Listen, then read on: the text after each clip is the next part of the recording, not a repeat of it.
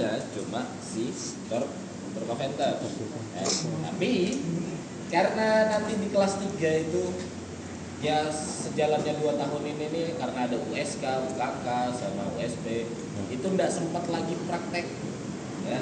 Jadi makanya saya langsung lompat ke transmisi torque flow ya. Jadi materi transmisi torque flow nanti tidak ada, karena yang diujikan itu nggak sampai transmisi tapi hanya undercarriage ya. Kalau di bicycle undercarriage sudah sampai mana?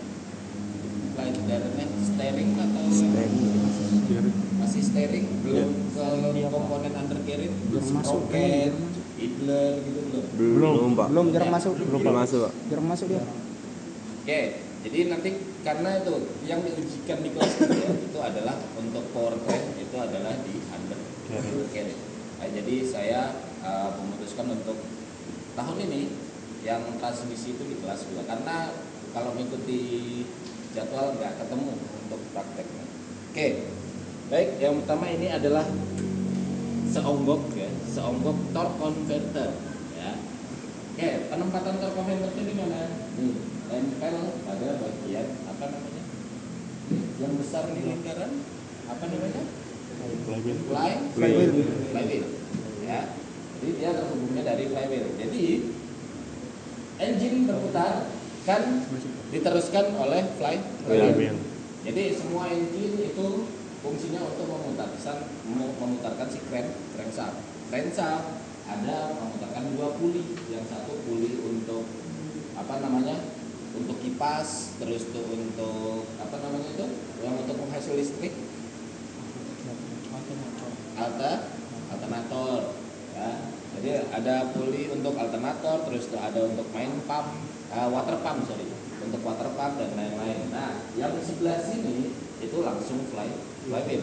Nah, flywheel terhubungnya adalah ke komponen-komponen setelah engine, yaitu adalah torque converter dan juga transmisi. Itu yang dinamakan dengan powertrain. Oke. Jadi fungsinya si torque converter ini mana lagi? Ambilkan itu dulu. Yang bulat. Ya itu. Nah, ini adalah torque converter punyanya mobil. Nah, tapi ini sudah dilas, ya harusnya dia nggak dilas. Nah, ini torque converter punyanya mobil sekecil ini, ya punyanya mobil. Nah, tapi kalau punyanya alat berat sebesar ini, ya. Jadi ada 3 komponen utama, yaitu ada pump, turbin, sama stator. Nah, sudah saya kasih materinya kan, pump, turbin, stator, sudah dong harusnya torque converter. Oke, coba tebak yang mana yang namanya pump, yang mana namanya turbin, yang mana namanya stator. Ini saya anukan deh dari 3 ini, 1, 2, 3. Yang mana namanya pump? Pump atau infler. Yang mana? Yang mana?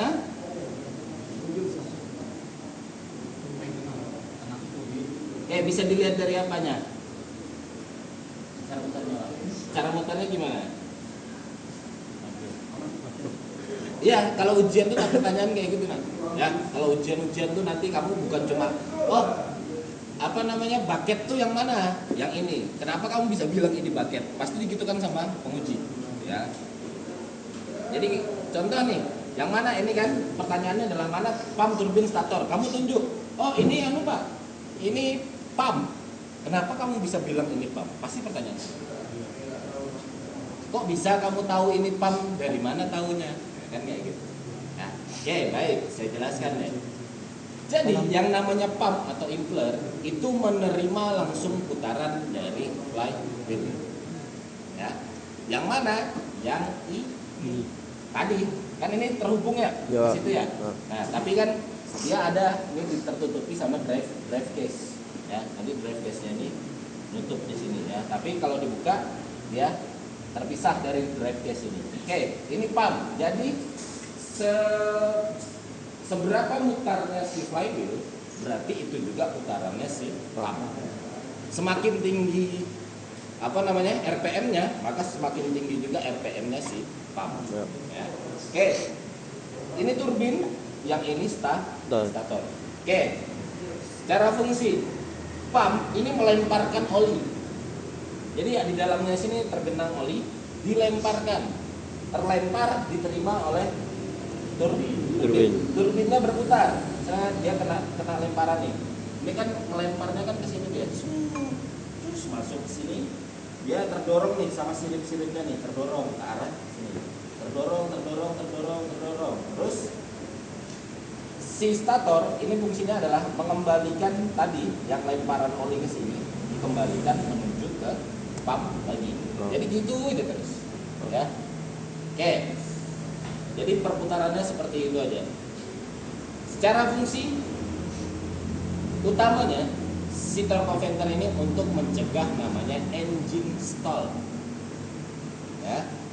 Mencegah engine stall. Ada yang tahu engine stall? Sudah berkali-kali nih. Saya bahkan mengibaratkannya. Engine stall itu apa? Kenapa engine-nya?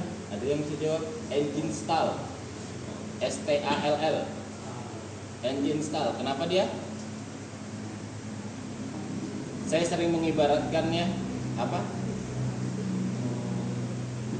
Ibaratnya kalau kamu naik ke Gunung Loduri pakai gigi 4, apa yang terjadi? Jalan. Ngoblong apa? Apa yang terjadi? Bebannya tidak sesuai dan juga bisa terjadi engine mati. Itu yang namanya engine stall. Ya.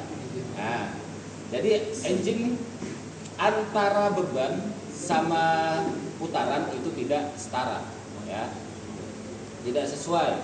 Nah, kalau di motor atau mobil-mobil yang masih mekanis yang tidak menggunakan si turbo-venter, itu bebannya akan sangat tinggi, ya. Contoh di motor, ketika kamu naik gigi 3 aja, seret gitu, gas sudah full, tapi kamu naik terus, nggak naik, lama-lama dia terbebani, maka akan mati. Ya. Kalau sudah mati, ya kalau motor masih bisa kalian tahan pakai kaki. Kalau mobil mati pasti sudah harus cepat-cepat injak rem tangan, langsung nyalakan lagi dan sebagainya. Kalau tidak, maka unitnya bisa mundur. Ya. Nah, jadi di sini kekuatannya engine itu hanya bebannya di pump. Yang meneruskan putarannya adalah si turbin. Jadi, dan juga kelemahannya tapi apa? Kekuatan dari engine itu tidak ditransfer secara penuh. Ya, kalau sistemnya masih besi ketemu besi kan berarti penuh, ya kan? Berarti seberapa putarannya flywheel itu juga outputnya, ya kan? Nah, tapi kalau menggunakan turbo-venter, dia putarannya tidak 100% diteruskan, tapi mencegah engine stall atau mati. Ya, itu yang itu kelebihannya.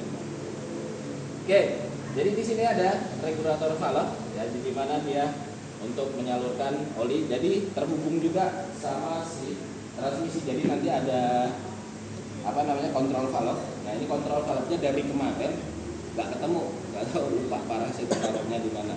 Ya. Jadi harusnya ada kontrol valve, nanti ada directional control valve, itu dia fungsinya ada yang dari transmisi, ada yang dari turbo-venter. Ya. Jadi alirannya disesuaikan. Oh, ini seberapa nanti ada penyesuaian. Ya. Oke, cukup di turbo-venter, kita ke